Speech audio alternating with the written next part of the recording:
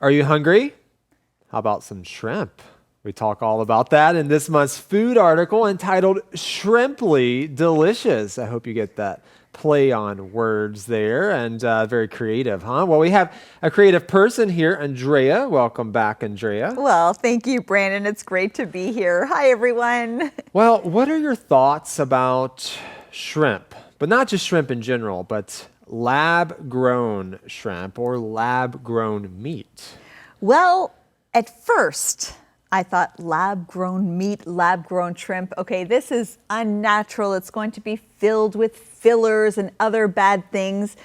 But once I read the article, I have to say I am fascinated about lab-grown meat. Why? Well, I mean, this is technology being used in a way to fuel the world, right? Fuel the world with food. And the lab-grown meat is actually real meat. Yes. I mean, it's produced with cells of the meat, and you're making just the meat alone. So you're making just what's going to be consumed. There's less waste, and there's less chemicals involved. Yeah, so it's one of those things where you're not quite sure what to think about. Yes. Right? You're like, is this a good thing or bad? You know, it's hard, and it's newer, right? So it's hard to know all of the details. We have to wait for some of that, right? But do you think, growing meat in a lab could be helpful in combating world hunger, for example, Andrea? Yes, absolutely. I read a statistic that said by 2050, there will be 9.7 billion people that need to be fed in this world. Yeah. And I mean, that's not that far away. No, it's not. And it's staggering to think how many people need to be fed.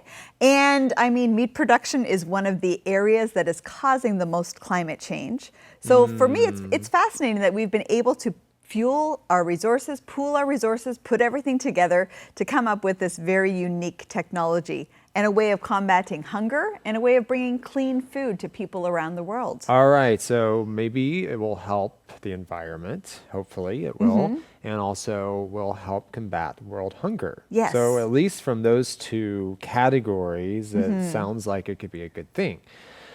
Well, so we're talking about food in this entire article. So on day 3, we switch gears a little bit and we talk about tempura.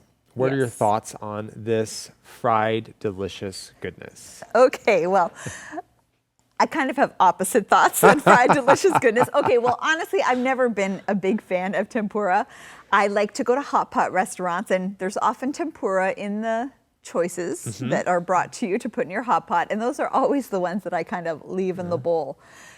Because I actually never really knew what tempura was. I thought it was kind of like the hot dog of the seafood world, honestly. You know, in North America, you think of the hot dog as where they put all the leftovers and make this meat. And I thought that's what tempura was, like all the leftover seafood that's not being used, you wrap it up and put it in this thing.